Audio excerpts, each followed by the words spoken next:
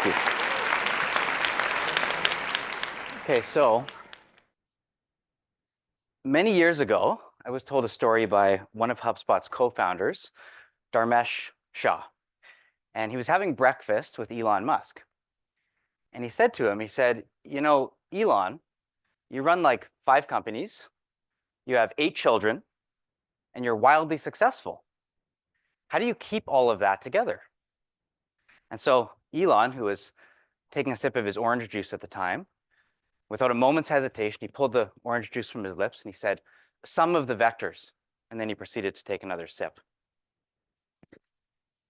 So Dharmesh is sitting there sort of dumbfounded by how quickly and casually Elon had provided this strange response. After a few moments, he leans into him and says, sorry, did you say sum of the vectors? What the fuck does that mean? Right? So Elon went on to explain that a vector is a combination of direction and velocity. Okay, direction and velocity. So if you were to draw a single point on a piece of paper, and you were to draw 2 lines coming out of that point, one is going northeast with a velocity of 7, and the other is going straight east with a velocity of 3. If you were to add those 2 vectors together, what do you think you would get? Now, a lot of people would say 10, right? 7 plus 3 equals 10. The real answer is actually 4. And that's because these 2 vectors are going in 2 slightly different directions. So they actually subtract from each other's velocity because they actually drag on each other. The only way you could achieve a velocity of 10 is if those 2 vectors were going in the exact same direction. So the point Elon is making here is one about alignment. That the single most important thing you can achieve in any organization is alignment.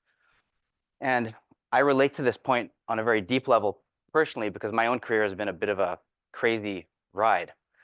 I've built 6 companies, I've sold 4 of them, and worst of all, I've taken 2 companies public, which was an absolute shit show. And so I couldn't possibly agree more that alignment is the most important and the most powerful thing you can achieve in any organization. How do you harness the collective energy, the people, the resources, and get them all aligned and pointed in the right direction? Now, in the context of running and growing an agency, what is it that we need to align? Well, we start by acknowledging that every agency has the same basic set of layers, and it's those layers that we need to align. Starting with the first and most important layer, which is your market, who you serve. How specific are you about the market that you want to pursue? Then we layer on top of that your services, which is what you do, and then your methods. What unique methods do you bring to those services to make them different than every other agency who does the same thing? Then we have your positioning, which is how do you position all of that to the outside world? Followed by what people can see, which is your digital presence. Then your outreach, how you first connect with people, your marketing, how you lead those people into that first meeting, and then your sales, which is how you actually acquire clients. Each of these is its own individual, unique, and distinct layer that you need to be intentional about. Each requires its own layer of strategic decision-making. And you not only need to be intentional about every single one of these layers, but you need to get them all aligned starting from the ground up, right? Sum of the vectors. Now, the reason a lot of agencies struggle to achieve steady and consistent client acquisition up here is often because something isn't quite right down here. And when something is weak down here, every layer you stack on top gets weaker and weaker as you go. So the problem is that a lot of agencies, when they're looking to achieve better growth, they put all their focus up here on the top 3 layers. Call that how you sell. Meanwhile, these deeper foundational layers here stay locked in place for years on end amidst the backdrop of this rapidly changing world. I call this what you sell. And I believe what you sell is 80% of what matters, while how you sell is far less significant. And so the focus of today's talk is really going to be on how do we elevate what you sell, which will in turn make how you sell more effective. So I'm going to use a rather abstract example here to draw a distinction between what you sell and how you sell. So who here has been to see a live Cirque du Soleil show? Oh, look, almost everyone. Wow. Well, it's pretty incredible, right? Pretty incredible stuff. Now, what they sell is not sexy. It is hours of hard work. It's training through injuries. It's bleeding. It's demanding perfection. One mistake, you're out of the company, right? There's someone waiting in the wings to take your spot at all times. There's really nothing sexy about that. But how they sell, right? It's makeup and costumes and glitter and stardust and magic, right? But how they sell really wouldn't matter if what they sell wasn't so amazing. If performers were missing their mark in live shows, getting injured in front of live crowds, how they sell wouldn't really matter, would it? So let's analyze what they've done here. They've taken the old stale idea of the circus. They went out and found some talented acrobats and gymnasts, and then they re-engineered that into something the world had never really seen before, right? A whole new level of production, choreography, costumes, and stunts. And the result is $400 a ticket, right? So circus, $15 a ticket. Cirque du Soleil, $400 a ticket. Okay, and that is a perfect example of productization. Now, I define productization as the effective packaging of unique value. Okay, the effective packaging of unique value. And there are two parts to that: unique value and effective packaging. Okay, now the problem is that most agencies only focus on the second part. So every few years, they essentially just rename their services, right? I call this productization 1.0, where you basically take the same thing, for the most part, change nothing, but then you give the services some fancy new names to make them sound more modern, more unique, or more strategic. But true productization follows two steps. Number one, you have to actually elevate the value of what you provide, then you can effectively package it.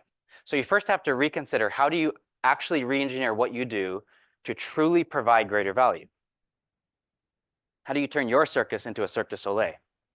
Okay. So what is value? Where does it come from? How do we create it? Well, all that really matters in the context of growth, in the context of new business, right? Someone who's looking at you for the first time, is your perceived value, which I call PV.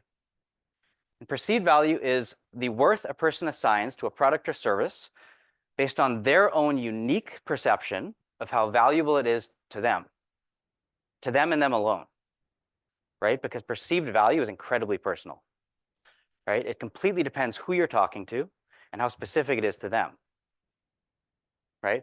Are you talking about their world? Are you talking about their problems? Perceived value is incredibly personal. And I'll give you an example from my own life. So when I built my first consulting website for Futurecraft Consulting, I paid a small local website development shop $3,500. Good deal, right? And I got a fantastic, beautiful website, worked great. I got tons of compliments on it. Everyone loved it. Now, when I co-founded my first e-commerce company, Veggie, we hired an agency that was laser focused on e-commerce within our niche, which was the food space. And they were all about driving on-site conversions. And they had all these methods and mechanisms that they presented to us around how they were going to do that. Okay, we paid them $250,000. Okay, that is 70 times higher. Now, here's the thing. First of all, this website was custom coded from scratch. This one was built on an existing Shopify template with some heavy modifications. But here's the thing. Both of these agencies had roughly the same number of people, similar skill sets, very similar people, similar levels of strategic thinking. Both of these projects took around 4 months to complete, okay? But 70 times higher for this one. So we're talking about same size of agency, similar skill sets, and I would bet that both of these agencies were probably paying their people around the same salaries. Okay, so also probably same salary load, but 70 times higher. So I'm the one who paid that. Why would I do that? I've been pricing agency services for over 20 years. I know how much things cost. Why would I pay that? Well, first of all, they were market specific. They were speaking to my specific market, which immediately made me willing to pay more. Second, they were speaking to high value results, the exact results I wanted, driving on-site conversions. So the value went up a little bit higher. And number three, they had very specific methods and mechanisms for how they were going to achieve those results for my specific market. So the value went up again, even higher. Oh, sorry, missed something. And so what this demonstrates is that you can enhance your perceived value when you speak to a more specific market, when you speak to high value results, and when you have clear methods for how you're going to achieve those results, okay? And that is becoming more and more important in today's world because your perceived value is at risk, right? Agency services are becoming more and more commoditized. And so your perceived value is actively being threatened by things and forces that are beyond your control. Now, put up your hand if you think Canva is God's gift to humanity. Just a wonderful innovation. Look at the cute birds landing on the logo. Isn't it wonderful? Anyone? Nobody? Okay. Well, then put up your hand if you think Canva is the spawn of Satan. Right? Nothing more than a joke where unserious designers play around with dinky little designs. How dare they? How dare they? Have you seen this one? It's two dinosaurs standing on the last little mound of mud amidst the great flood, and they're watching Noah's Ark float away. And one's saying to the other one, "Oh crap, was that today?" My point is, don't be these two dinosaurs, because your perceived value is at risk, okay? The most common agency services will continue to become more and more commoditized. We already have amazing do-it-yourself platforms that have made it possible for just about anyone to produce great creative, build great websites, even produce high-quality videos. And now with AI coming online more and more right in front of our eyes, it's inevitable that the most common agency services, creative, copywriting, content, websites, et cetera, are going to face a drastic reduction in perceived value. Okay, and this is going to happen way faster than we think, like way faster than we think. There's probably going to be one of these shiny looking fuckers in your house next year, right? Just putting your kids to bed, whether you like it or not. So how do we survive? What does the agency of the future look like? Well, I believe going forward, yes, you need to continue mastering all the new AI tools. Keep doing that. That's a table stake. You have to do that. But I think the real drivers of growth are going to be in these strategic services, okay? And the more specific, the more market relevant those services are, the better. So just jumping back to this example, right? Same size agency, similar skill sets, probably the same salary load, but this agency is charging 70 times higher. How is that possible, right? That's because value is something that we can create, right? Value is something that we can invent. It's something that we can engineer. So when we look at engineering value, it's really just a question of how do we take the same set of people and resources and then re-engineer what we do to maximize our perceived value. And there's 4 ways to elevate perceived value. Number 1, speak to a more specific audience. Number 2, speak to high-value results that matter to that audience. Number 3, provide unique, differentiated offerings to achieve those results. And number 4, in doing so, develop and provide deeper expertise than others. Now, I'm hoping we can all agree that these are actually pretty obvious, right? When you just see it spelled out that way, this is pretty obvious, right? Yet most agencies really do struggle to do any of these, okay? Doing one of them helps. Doing all 4 is a game changer. So let's start with the first one. Speak to a more specific audience, right? The first and most foundational layer, your market, right? You need to get more specific about your market because that's the first layer that everything else rests upon. And I'll provide an example of market specificity in action. So here's an agency called ThinkShift. After about 20 years in business, their brand positioning could be boiled down to basically a full service agency that did a bit of everything and a consulting side that did leadership, culture, and strategy.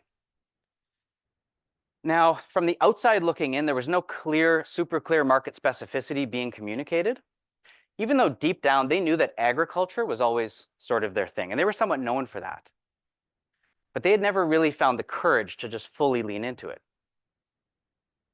And the reason for that is because they also had a lot of other clients in a lot of other industries, finance, education, manufacturing, a bunch of other industries, right? So even though they knew agriculture was their thing, they just had never really found the courage to just fully accept it and lean into it. So long story short, we did the work, we repositioned the brand around agriculture, But we also looked at the other agencies in the space at the time that were serving agriculture. And we noticed that ThinkShift was a bit more modern, edgy, progressive, digital than a lot of the other agencies that were serving ag at the time. And so the new positioning came out as, because ag deserves better. Because ag deserves better. What's great about this was that the audience immediately got it. So we did some market testing where we went to ag clients in the space that weren't familiar with ThinkShift, and we asked them, we just said, this is a marketing agency. We just showed them those 4 words. That was it. We said, what do you think this means? And they all started telling a story immediately. Well, I think they take traditional companies, companies out of the traditional ag industry, and they make them more modern, more digital. They introduce new marketing technologies. Perfect. It was all there in those 4 little words. And so after we repositioned the brand with this market specificity, this agency that had been around for 20 plus years suddenly grew by 63% the following year, tripled top line revenue across 3 years, and enhanced their profitability at the same time. Most importantly, tripled their top line revenue while becoming more profitable. And that's just from the market specific brand repositioning. We didn't do anything with high value offerings, none of the productization. This was just what you can achieve just with the market specificity alone. Now, here's a report from last year from HubSpot. It says, when outbound marketing is industry specific, it achieves 214% more conversions. Now, again, I'm going to say that this is something that is incredibly obvious, right? I'm speaking to a room full of agency folks. We all know that when you speak to a more specific audience, the marketing becomes way more effective, right? We know this. So why is market specificity so difficult for agencies to do for themselves? Because I can say that it's the #1 issue in almost every agency I work with is finding the courage to become more market specific. And I believe this is because a lot of agencies grow up the same way. So when you first kind of start growing up, you sort of take whatever clients you can get, and you end up with clients in a number of different industries. And then as you grow, the client base gets more and more diverse, which makes it harder and harder to specialize, right? And so what ends up happening is you can't really find the courage to zero in on a specific market because you don't want to turn off your existing clients over here. And you also don't want to close the door on any potential future clients over there. So you leave the door open nice and wide for whoever wants to come in, which only exacerbates the problem over time. And so the real issue is actually just one of courage. It's just finding the courage to pick a market and lean into it. And so what's often missing is a definable industry. But here's the thing. The reason it's so hard to pick an industry is because the concept of industry is often viewed through too narrow of a lens. Because it's not about picking an industry. Okay, it's not about picking an industry. Instead, you have to consider what I call the scope of industry positioning. Okay, from broad to narrow. So you can go as broad as B2B. Half of every company on earth, that's our market, right? Or you can get a little more specific and you can say agriculture. Okay, or you can go super narrow and you can say hair salons in Dallas. Okay, there's 27 of them. Now that would be a little bit too narrow, but I'm trying to give you extreme examples here. But you have to focus on a definable industry. And a definable industry is just a group of companies that has already been defined by someone else. That's all it is. You could purchase a list of them tomorrow. There are associations that represent these groups. There are conferences that cater to these groups, much like this one. And focusing in on a definable industry, yes, it enables you to build a list and scale your marketing. But more importantly, it enables you to speak to a more specific audience and connect with them in a deeper and more meaningful way, and then have a higher perceived value within that market because of it. So jumping back to this example, agriculture is more than just an industry. It's actually an umbrella under which about 15 to 20 industries exist. So everything from farm equipment manufacturing to accounting software for farmers, drone technologies, chemical manufacturers, special work boots for farmers, off-roading vehicles to get around the farm, you name it. And a lot of agencies, they worry about zeroing in because they say, well, it's not going to be as fun because we're not going to be able to do as many different things. But if you find the right spot on the scope of industry positioning, you can still find something that has a whole world of creative things you can work on. Now, imagine you went with an even broader umbrella, like manufacturing. Manufacturing accounts for 16% of global GDP. Now, that would be a very broad scope of industry positioning, but at least you're being market specific, right? Because once you become market specific, that is the first and most foundational layer. Once you get that strong, everything else that you layer on top becomes stronger as well. So we start by getting more market specific. Then we ask, okay, now what can we do for that market? And here's where you layer on your services. Does our service mix still align with the needs of this more specific market that we're now focusing on? But more importantly, you layer on your methods. Okay, what methods are you going to bring to these services to make them more unique and different than all the other agencies who do the same things? And that's where you lay the foundations to engineer high-value offerings. But I want to be clear about one thing. Market specificity is a prerequisite for engineering high-value offerings. And I talk to a lot of agencies that tell me, they've experimented with productization, right? Like we created a productized offer, we put it on a landing page, we drove some traffic to it, didn't really do much, kind of gave up after a while, didn't really work. Often when I look at what they did there, number one, in many cases, it wasn't built on the foundation of market specificity. So there's the main problem.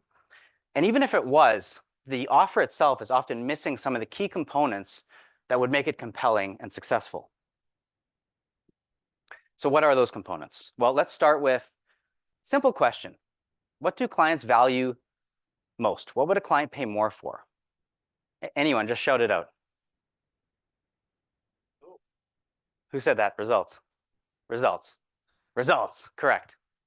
The holy grail of client service, actual tangible results. This is what a client will pay more for. Now, if you have a project focus, let's say you do SEO, it's pretty easy to define the results you're going to get for your clients, right? But if you're a full service agency, it becomes a little more difficult, right? Because we do so many different things. How are we supposed to extract a small short list of key results that we can lean into? There's an answer for that. We have to segment our results into two main categories based on the type of engagement. So we have to look at short-term versus long-term engagements. Okay, so short-term is a project. Long-term is agency of record. Short-term is finite, has a start point and an end point. Long-term is some sort of retention, some sort of retainer model. Whether it's agency of record or not, doesn't fucking matter. Agency of record is just a label. This has all become very fluid. The point is, this is a long-term relationship versus a short-term relationship, right? Short-term engagement is a small commitment. It's easy to say yes to. Long-term engagement is a big commitment. It's a lot harder to say yes to. And so once we have market specificity, we need to think through both market-specific results that are short-term and long-term. So when we look at short-term results, obviously look at the market now and say, okay, well, what are the short-term results they desire most? But look at yourself. Look at what projects you do most often. Look at what projects are most successful. And just from all of that, try to extract and create a short list of up to a maximum of 3 key short-term results. No more, just 3 at the most. Okay? Then try to come up with at least 1 big long-term result. This is what you can achieve for a client over the course of a year or more. And I'll give you some examples of both.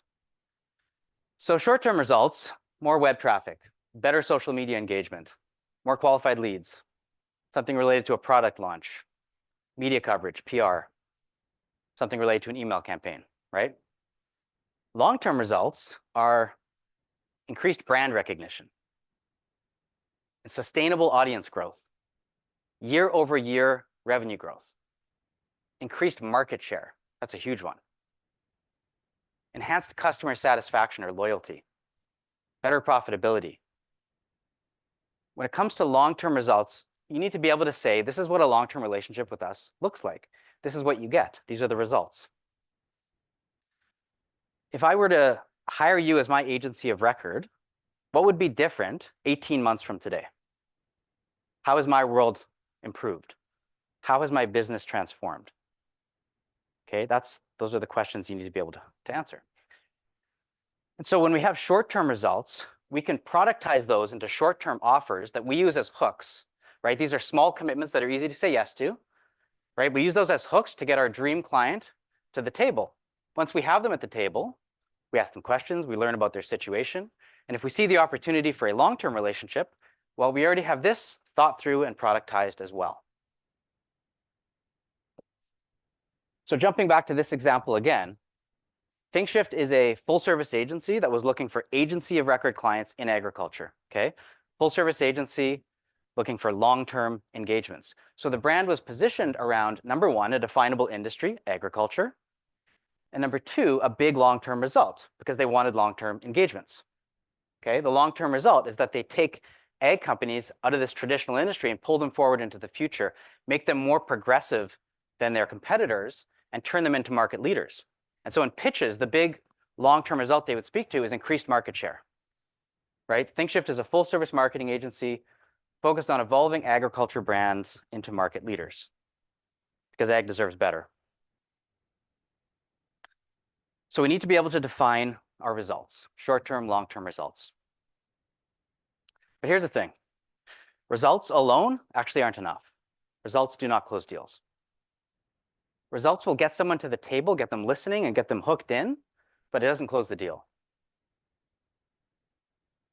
It's a study that says B2B clients are 70% more likely to purchase a service where the seller has shown a clear model as to how they will help the buyer achieve results.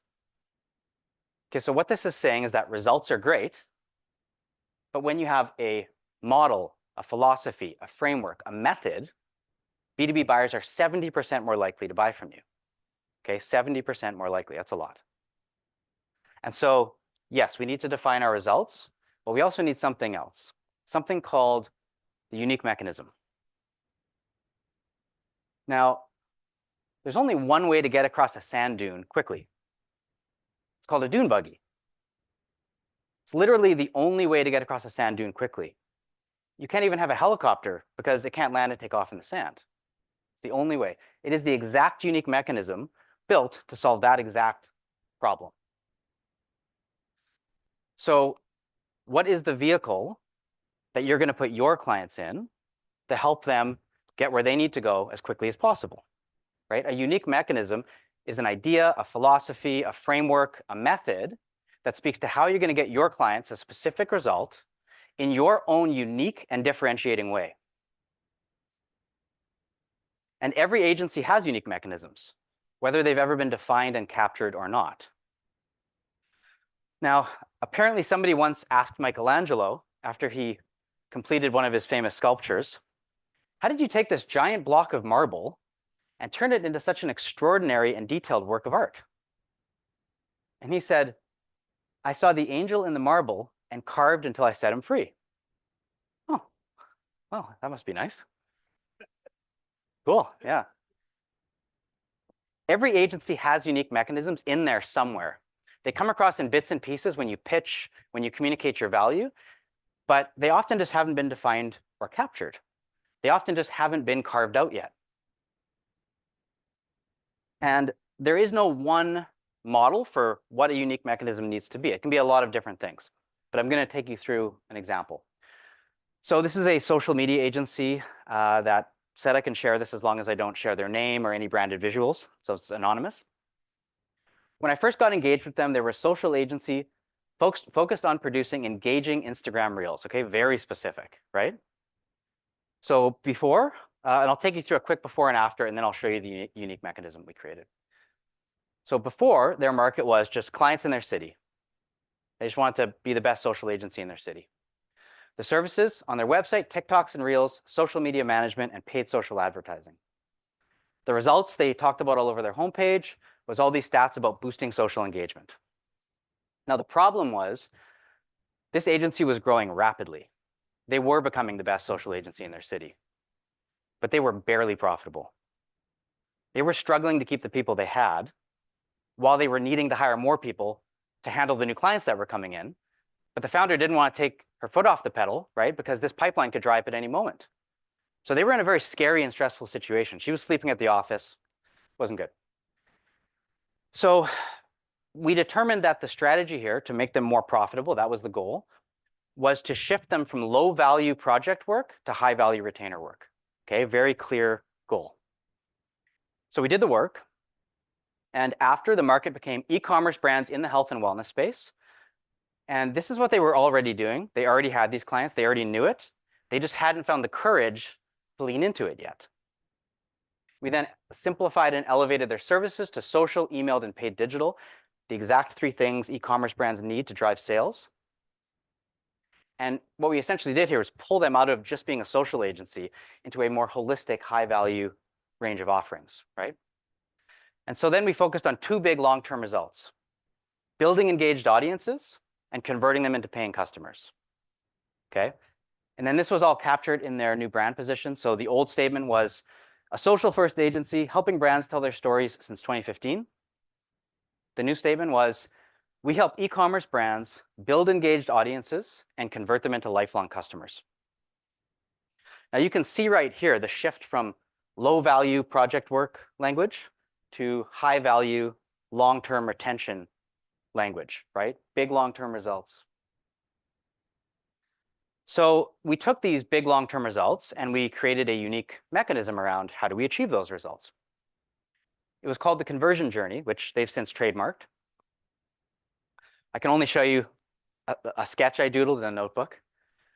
Basically, the story goes as follows. They use paid digital traffic to build a social following. They convert the social following into email subscribers. Then they run tactics to convert all 3 streams into on-site conversions, on-site sales. Then they run special retention offers to create repeat customers. Okay, that's the lightning version. Now, what's interesting is that they actually haven't launched their new brand or their new website yet because they're too busy. Classic, right? But they turned this into an animated slide where each of these pop up one at a time and they talk through it. And they weave in a bit of their company history and their story and how they evolved to get to this point. It's extremely compelling. And they've been using it for a couple of months, 2 or 3 months. And they just landed their 2 biggest clients ever in a single week by walking them through this model. Okay, and that's the power of having a unique mechanism. And so when we combine results with a unique mechanism, we get the basis for a productized offer. So, okay, what is the structure of a productized offer? Well, it's actually rather simple. A strong productized offer only needs 3 things. Number 1, a clearly defined audience. Number 2, a clear end result you can achieve for that audience. And number 3, the unique mechanism you'll use to achieve that result. Now, you can do all the copywriting, all the creative, make a great landing page, et cetera, but it really just boils down to having these 3 things and making them really clear. So I'll give you another example, going back to the social media agency that we just talked about.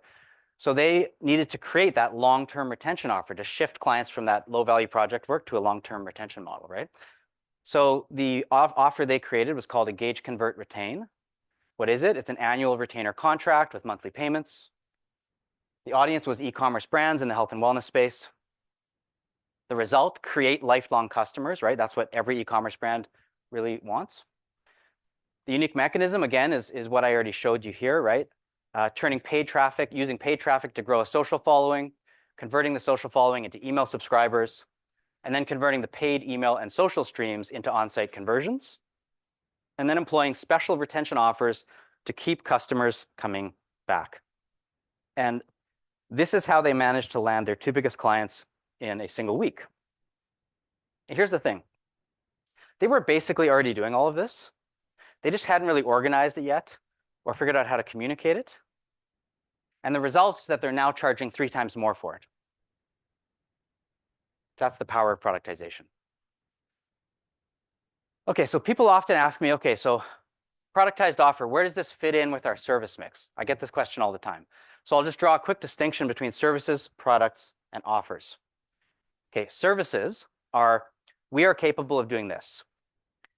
It's a list of capabilities. For example, website development, right? This would often live on your website, which makes sense. People are researching you. They want to quickly see what your capabilities are. Product, on the other hand, is we've grouped a few services together for you. Okay, it's a package or bundle of services. For example, a brand refresh package. Okay, so we're going to audit your brand. Then we're going to do a workshop. Then we're going to write you a new narrative. Then we're going to give you a new visual identity. Then we're going to put it all into a brand guide. And then we're going to give you a business card, and a PowerPoint template, brand refresh package, right? Which would typically go into a proposal when you're creating products, pricing things, etc. Now, an offer, on the other hand, is very different. An offer is, we have a proven system to produce X result. Okay? It is a method to achieve a specific result. For example, engage, convert, retain, the example that I just walked through, right? And this would typically live on a landing page. It would typically be used in your marketing as a very compelling hook to reel in just the right type of client. And so that raises a question, like, what is the purpose of a productized offer? Now, a lot of coaches and consultants will say that one of the primary purposes of a productized offer is to create this streamlined, repeatable project, right?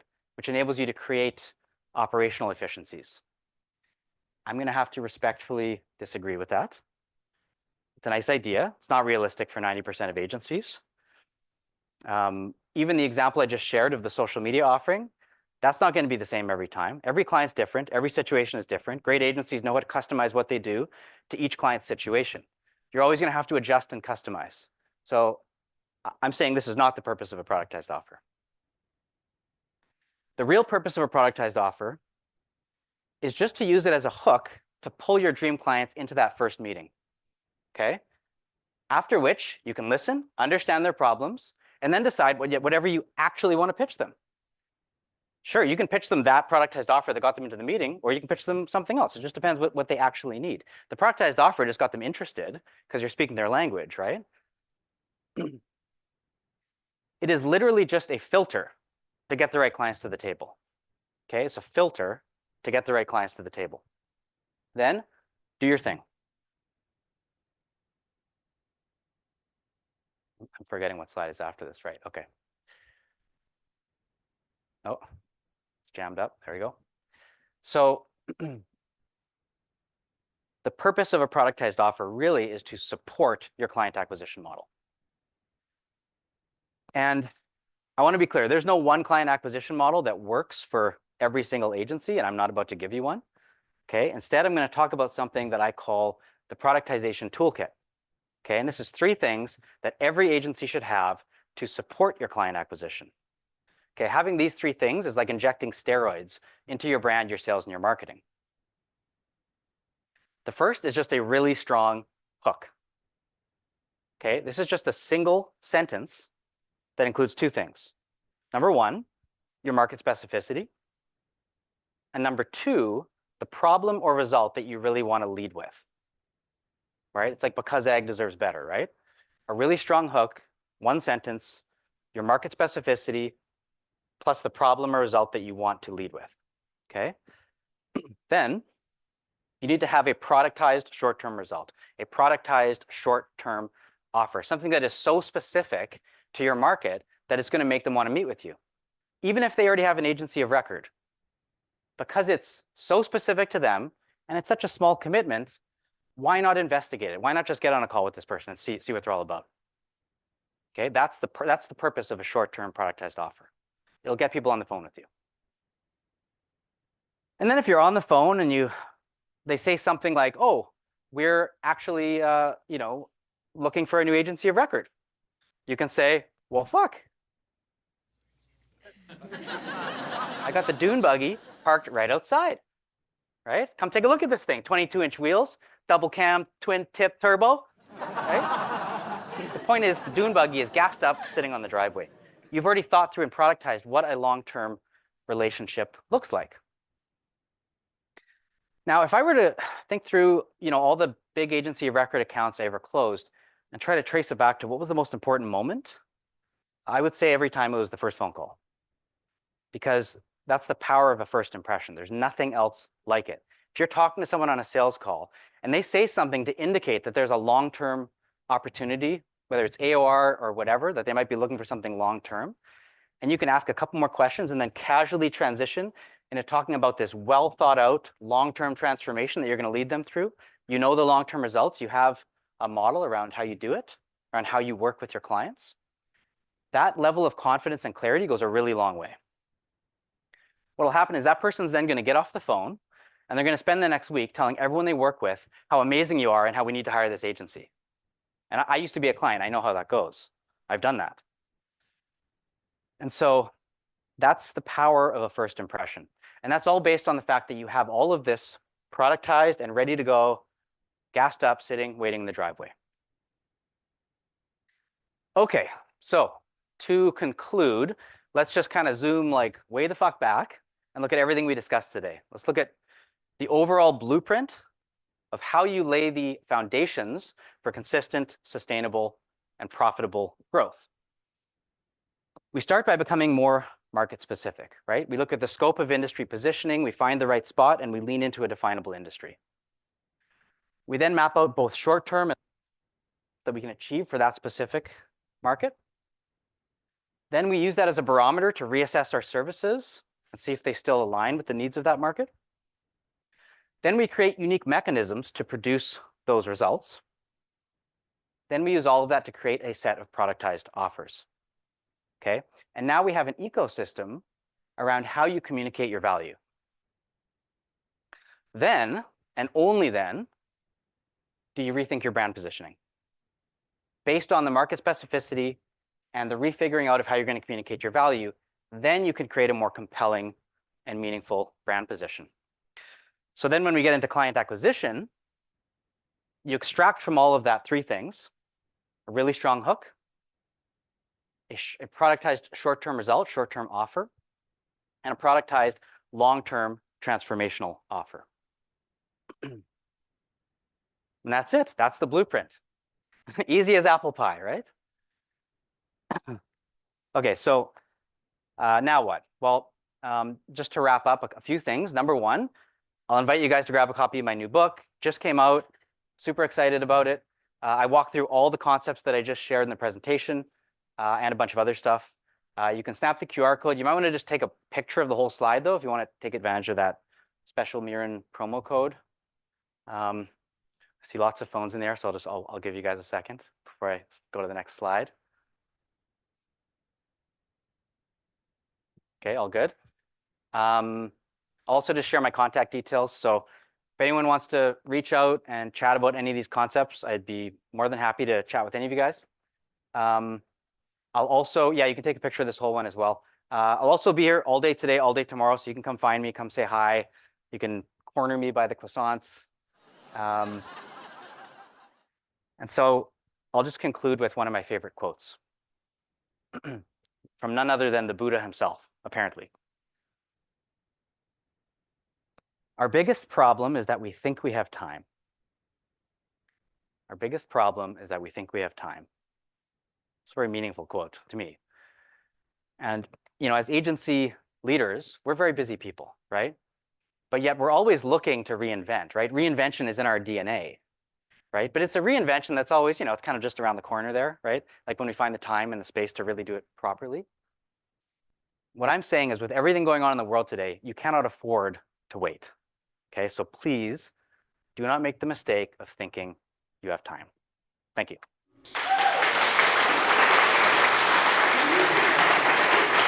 Look at you, Anthony. Agency different, making a difference to everybody here. I mean, I thought it was like Beyonce up here with the flashes and the phone taking the picture. All right. Questions? Who's got a question? Anybody have a question? Yes, please. I'm curious, you mentioned, I think it was Think Shift that you worked with to define the kind of market specificity and them really leaning into agriculture. Mm-hmm. But you also mentioned that they worked with other clients in other verticals or industries. What happened to those clients? Suddenly this agency of theirs is really leaning into a market that's not theirs, presumably. Great question. Can I ask you, what do you think happened? In my experience in working with clients, they might have felt like, okay, this agency doesn't get me anymore, so I'm going to go find another agency that does. Yeah, interesting. I think that's what a lot of people fear. I mean, it probably is largely dependent on the relationships you have with those clients and how good of a job you're doing for them, really. But in their situation, they didn't lose any clients after that. The clients didn't really care. I mean, what I always like to say is your clients don't look at your website. Like your clients don't really care. They just care about they just care about themselves and the work you're doing for them, right? So if you decide to reposition based on something more specific that isn't their industry, I mean, if you're doing great work for them and they love you, it really shouldn't be a problem. In ThinkShift's case, it wasn't. They still, I think to this day, I mean, this was years ago, they still to this day have a lot of clients that aren't in ag, but they've really scaled up in ag. They've gotten like way bigger agency of record clients, big like, global accounts. They went from like national accounts to global accounts. So they're killing it. But they do still have like some small local clients that they've had for 15 years and that kind of thing as well. So yeah, thank you.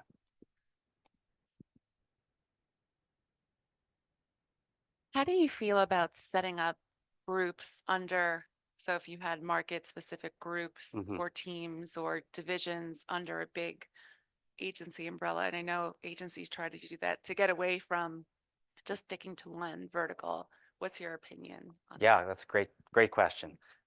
So there's different ways that agencies do that, right? Big agencies, they'll actually carve off like little sub brands under their branded house, like Ogilvy or so you can actually carve off like a market specific sub brand and have different, whether it's an industry or whatever the focus is. So big agencies do that, and that works because it enables you to have separate digital presence, separate marketing, separate little sub brand to kind of have that stream running on its own. I think.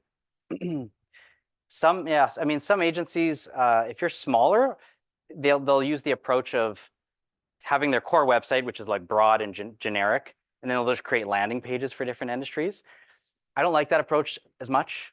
It can work, but I think it's a little confusing when you're a client and you get this thing, you go to the landing page, oh, look how specific it is to me. Let's research them further, and then you go to the main, and you're like, okay, wait a second, this is just marketing, right? So yeah.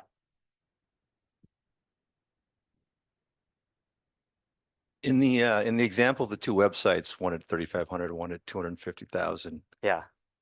what's your approach to determine the actual price tag on the value you believe you're creating? That's a tough one. I mean, honestly, I used to price a lot of agency services back in the day. So, I mean, it's largely understanding how much things cost in the market and what you can, who you can compare yourselves to. I mean, that's really the core fact, right? In e-commerce specifically, I mean, when I first saw that price tag as the client, I thought, wow, this is a little bit crazy. But then I went and talked to 3 other agencies, and the price tag was like within, $25,000, $50,000. And that's when I realized, okay, well, that's how much it costs. So I think really, there's a going market rate.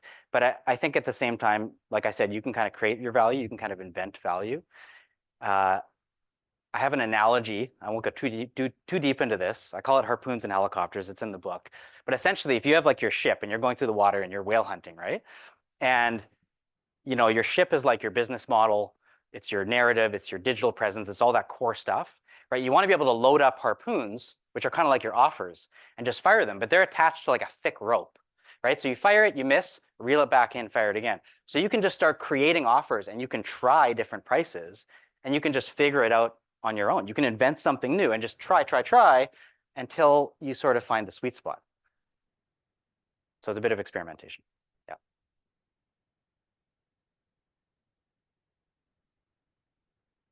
So if you're a full service agency with a lot of different, I would say like offerings, products, how many unique mechanisms should you have? Is there like a general rule?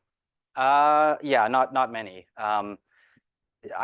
Simplest approach to that would be if you have a long-term engagement that is your main thing, right? That you're really trying to get people into, whether it's agency of record or some other retainer, have one for that for sure. And then I think just have one other one that is more of a productized short-term offer that really used in your marketing. And this goes back to your question, right? So that's where you can try different ones, right? I'm not saying you should necessarily rethink an entire unique mechanism, but the way you position it, the way you price it, how you put it into an actual offer, how you talk about it, that's the kind of stuff you can experiment with in your marketing and in your sales and kind of see what works over time. This is a long process, right? You start to build these things, you start to test them. This is over the course of 2-3 years, you really start to figure out what's working, and you can really start to shift the profitability of your agency, right? But it's not something that just happens overnight where you come up with something, works perfect, and that's the end of it.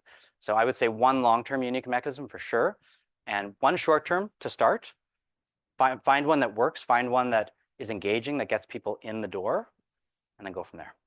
Thank you. Yeah.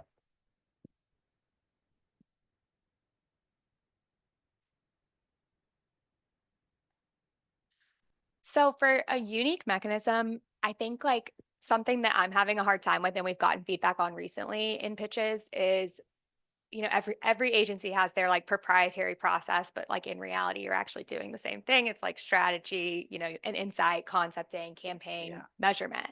So how do you make your unique mechanism like actually unique? That's a great question. So I mean, if I had more time, so if you grab a copy of the book, there's a chapter called "Process Alone is Not a Differentiator." And I basically talk about how every agency has the exact same process. It's not just agencies, law firms, any company that does anything, right? We learn a bit, then we do the planning, then we build something, then we deploy it, then we re-optimize. It's the same process for anyone that does anything. But a lot of agencies, they take that process as if it's a differentiator and they just kind of rename the different components of it, right? And so that's not what I'm talking about when I say a unique mechanism, right? A unique mechanism is really something that is totally unique to your market and the results you're trying to achieve, mixed with what you're really good at and what your strengths are, and how do you put that into some sort of model or philosophy that you probably already have to help that specific market achieve that result. So it's not just a process like we're going to learn, we're going to plan, we're going to build. It's not that. It has to be something that is actually completely unique to you. Does that make sense? Anthony, you've taken the fun out of it because all we really want to do is create pitchy names for all of our different processes. And if we're really cool, trademark them. I think that's Yes. really what it is. Yes. Do we have any other questions? Anybody else? I want to say, how long did it take you to write that book? That's a tough question because I wrote the first draft in like 3 days and I spent a year editing it. All right, then. All right. So we'll cut it in half. 6 months. So everybody here, 6 months to your next book. I love that. But right now, how about some applause? Thank you. Thank you.